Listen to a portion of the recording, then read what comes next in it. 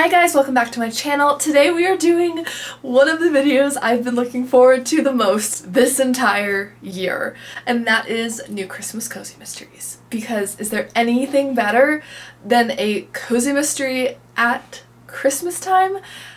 I'll just answer for you. No, there isn't. There isn't. That's just like, besides maybe Halloween. So our first one has a very fun cover. It's called Christmas Angels. This is a Mercy Allcutt mystery. It is book 7 in the series, and it is a historical fiction cozy mystery. This one's written by Duncan, and this one came out October 11th, 2022. So basically this one takes place in 1926. It takes place in Los Angeles, California, and our main character Mercy and her friend Lulu are visiting Chinatown.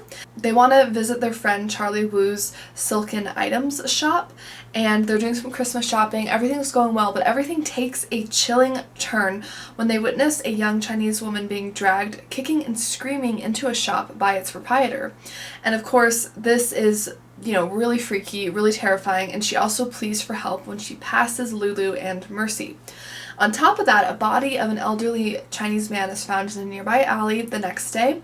The police actually end up arresting their friend Charlie, who owns the shop, for the murder, and they're really confused about this. Their friend Ernie, who had referred them to Charlie's shop, is really concerned about police hostilities towards the Chinatown community especially, so he decides to jump into the investigation with Mercy and Lulu. They're trying to uncover a bunch of dark secrets and really ask questions without getting in trouble, because in that area basically a lot of people who ask questions aren't seen and heard from again, so they kind of have this dilemma where they're trying to investigate, they're trying to help out Charlie, who's been falsely imprisoned, but they don't want to get in too deep. So this one sounded really cool. I haven't read this series, but I like the theme for it. I think the cover is so beautiful, so Christmas themed. Love the colors. Let me know if you've read this series. It sounds really good. This next one is from a series I love. I've read the first 2 in the series, and this is the 3rd one. It's called Blackmail and Bibingka. This is a Tita Rosie's Kitchen mystery, book 3 in the series, and it's written by Mia P. Manansala.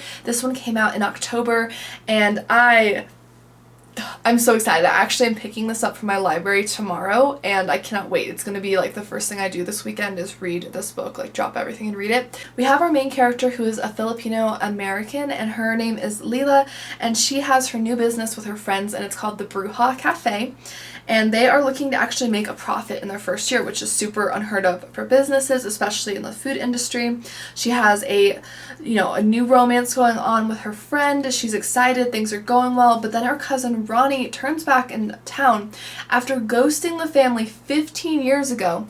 And he's claiming that he's reformed, he's purchased a winery, he's back on his feet, and he is going to contribute to the community. However, Layla is less than concerned, and she is worried about her aunt, because this is her aunt's son, and her aunt is overjoyed that Ronnie is back, but she's worried that Ronnie will desert them again and break her aunt's heart, basically. Unfortunately, she's proven right when Ronnie is suspected of murder, and there's still a lot of secrets surrounding her shady cousin, so she has to kind of put aside her resentment in honor of the Christmas season, the Christmas spirit, to help her family and to try to prove that Ronnie didn't actually do it, even though she doesn't actually really like her cousin. So it sounds like a really good one. The first two mysteries in this series were excellent. Like, 2 of my favorites. They'll probably be on my best books of the year list, which I'm so excited to be doing in the next week or 2. They will probably be on there because I just love this series so much, so I cannot wait to read this in the next few days. It's gonna be great. So we have another historical fiction Christmas mystery. How much fun is that? It's called The Railway Detective's Christmas Case. This is part of a best-selling Victorian mystery series written by Edward Marston, and it's book 20 in the series, so quite long-standing series there. This one did come out in October.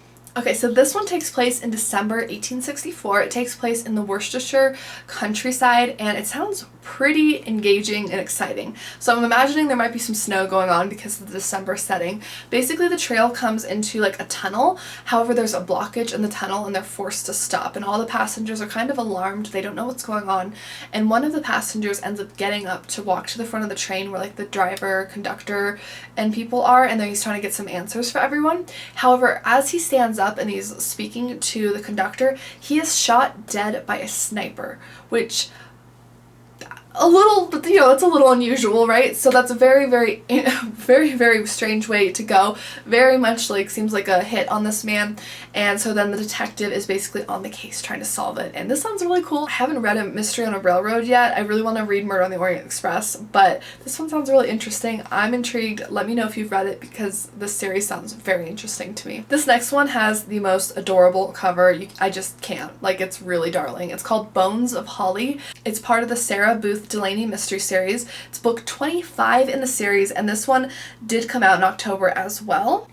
So this one has our main character Sarah Booth, and she's getting ready for the holiday season, and she's actually going to be a judge on like a Christmas tree decorating contest, which, how cool is that? Like, what qualifications do you need for that? Because I'd like to be a judge for that. That'd be fun. But she's kind of running into some issues because two of the other judges on the panel are feuding authors. They both are one has a book published on the Al Capone, like, history and stuff, and then the other one actually has one that's coming out in January, so very shortly after this contest is being held. So they are feuding. They keep seeing each other, like, at bookshops, and, like, they're just, everything's flying. Fights are flying. Things are not going well between the two of them, and it's a mess. It's a giant mess. But things take a turn for the worse when one of the authors actually disappears, and everyone turns and looks at the other feuding author and accuses her of making the disappearance happen somehow, or like hurting the author in some way. And so Sarah and like her friend have to kind of dive into the history. They actually have to look into the Al Capone history as well, because it's somehow interrelated with the books that the authors were writing or have published. And it sounds really interesting, and I cannot get over this cover. How cute is the cover? It's darling. I love it. This next one is a popular release by Laura Childs. It's called Twisted Tea Christmas. It's a tea shop mystery, and it's book 22 in the series. This one came out in early November. And this one has such a fun plot. I love plot lines like this. Basically, our main character is Theodosia, who is a tea maven, and our sommelier is also working with her on this catering, like this big fancy party at Drusella's home, who is the wealthiest person in town. So she's a big deal in terms of society and money and all of that stuff. So they're at the party, and she actually pulls Theodosia aside to tell her that she's going to reveal that she's going to be giving a lot of her wealth up to charitable organizations, and she's very excited. She's actually going to make the big reveal at the party. However, before the lady can do so, she is found dead. At first, people think she died of natural causes. You know, she was quite elderly. They thought maybe she just had a heart attack. She passed away from the excitement. However, when Theodosia takes a closer look, she notices a syringe is actually sticking out of the woman's neck. So clearly this was not a natural cause. Someone did not want her to make that announcement about the charitable organizations, it looks like. This one sounds great. I really need to get into the series. I keep wanting to. I love tea. The covers are darling for the series, and this one sounds right up my alley. It's so cute. So this one I actually just finished, and I thought it was pretty good. It's called A Christmas Candy Killing.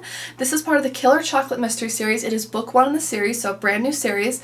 It's written by Christina Romero, and it came out in October. I just picked it up from my library, and I liked it overall. I'd give it like a 3.5 stars. Basically, it takes two twin sisters, Alex and Hannah, and they have opened a bookshop / like chocolate shop called Murder and Mayhem. So they sell murder mystery books, and they also have killer themed, like poison themed chocolates, which I love. Like, they have like arsenic chocolates, belladonna chocolates, etc. So really fun theme to it. I love the theme. This one had all the cozy Christmas vibes that I really enjoy. And basically the general plot for this is that Alex's friend Jane, who is like an older woman in town, she's kind of nosy, she's a little bit of a busybody, she's also obsessed with true crime, but she is convinced that she has recognized somebody on a true crime show as a murderer, and they're living in town under like a disguise right now, and nobody knows. So she is about to tell Alex the next morning when she comes over for like some tea and like watching the show. However, when Alex arrives, she discovers Jane is dead.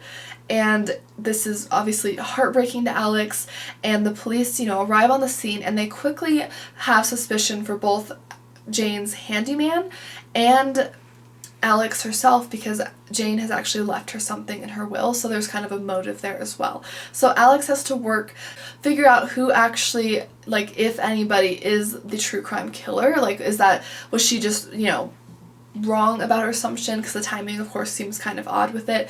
Overall, I think this was fun. It was a good Christmas cozy. It was enjoyable. I thought my biggest critique of it was that I thought sometimes the pacing was like a little slow. I thought some scenes were kind of over-explained, but overall I thought the setting, the coziness, the Christmas themes, the characters, the mystery itself was well thought out. So I would still say, like, I'd recommend it if it sounds interesting to you. I would check it out. I thought it was really great, and the cover is so beautiful. I love it. The illustrator did a fantastic job on it. The next one we have is a really cute one if you enjoy dogs. It's called Santa's Little Yelper. This is an Andy Carpenter mystery. It's book 26 in the series, and it's written by David Rosenfelt. And this one came out in October as well. So this one is taking place during the Christmas season, of course, and it stars Andy, and it takes place in Paterson, New Jersey, and him and his golden retriever Tara are surrounded by the holidays. They're very, very excited. They have a dog rescue organization that's not used to having a lot of puppies, but they actually have a huge 8-puppy litter on their hands, so they have just a lot going on. Andy is very relieved when his coworker Chris agrees to foster the puppies, and Chris is a newer employee at the Tara Foundation, but he did time for a crime that he says he did not commit.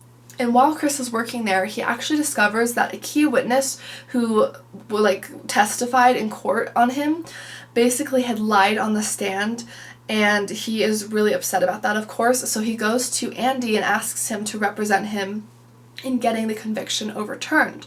So Chris thinks that this is great. He can finally have this false conviction turned over by Christmas. It's going to be really good. Unfortunately, the witness that gave that false testimony is actually murdered, and Chris is arrested for this because they suspect that he tried to get them out of the way, essentially. So now everyone is on deck. Andy is on deck trying to figure out what exactly happened here, what happened to the witness. Was it related to Chris's case, or was it a separate thing that someone else wanted him dead for? And this one just sounds really interesting. It's got the most adorable cover with the puppies. What's not to love, right? If you like a supernatural cozy mystery, this next one is for you. It's called High Spirits. This is a Haunted Haven mystery book, 2 in the series. It's written by Carol J. Perry, and this one did come out in October as well. So our main character in this is Maureen, and this takes place in Florida. She has a golden retriever, and basically she has inherited this inn. It's like a haunted inn, so this is a supernatural mystery, and she's trying to figure out a way to really make the Christmas season feel very Christmassy, especially because she's not used to living in Florida where there's palm trees and the lack of snow, basically. However, they have a vintage movie theater in town, so she gets really excited about this, and they decide to do like a 12 days of Christmas movie theme there. They're really excited. However, no one bothers to tell her that the place is haunted, which isn't very helpful. There was also a mysterious death there a while back, and unfortunately on the first day of the theater's opening for this Christmas event, another person is found murdered. So she's trying to figure out if there's a connection to the previous murder from years ago, if it was a supernatural incident, what exactly is happening, all while trying to get the ghost to also settle down so that she can run the rest of the event smoothly. So this one sounds really interesting. It's a little more unconventional. If you want a Christmas cozy set in a non-snowy setting, this one would be a good choice for you. This next one is such a cute cover, and I love the title. It's called It Came Upon a Midnight Shear. It's a Riverbank knitting mystery. It's book 3 in the series. It's written by Allie, Pleiter, and this one came out on November 1st. So this one features our main character, Libby, who owns a yarn shop, and basically her and her friends at the yarn store, they're expanding for the holidays. They're really, really excited. They're all getting together to decorate a huge community Christmas tree. Everything's going really well, and essentially this man arrives named Vincenzo Marini, and he is arriving to showcase this animal, which is called a vicuña. And basically, I'll put a picture on screen of the animal, but basically a vicuña is a wild South African camelid. It lives in the high alpine areas of the Andes, and it has very luxurious fur, which is really sought after by people that sew and create clothing and stuff. And so everything is going great for Christmas until Libby's ex-husband Sterling shows up in town and turns up dead. So unfortunately, this murder unravels Libby's life so quickly. The Lux yarn from the vicuña actually goes missing. Sterling's family comes to town, and they are really domineering. They're creating a lot of trouble, and the vicuña actually attempts an escape as well. So Libby is just at her wit's end trying to deal with her her ex-in-laws. She's trying to solve the mystery of her ex-husband's murder. She's probably trying to get some of the heat off of herself, I would imagine, from the police, just because, an ex-spouse would be a primary suspect if they're in the area, and then she's also trying to figure out what happened to that luxurious yarn as well. So this one just sounds super interesting. I think the cover is darling. I haven't read this one, and I'm not personally like a sewer or knitter whatsoever, but this just sounds like such a fun theme. I really want to get into this one. Let me know if you've read any of these. I would love to hear your thoughts. Thank you guys so much for watching, and I hope you all have a Merry Christmas if you celebrate. Thank you guys again for watching, and let me know down below, what is your favorite Christmas cozy mystery? What would you recommend reading this time of year?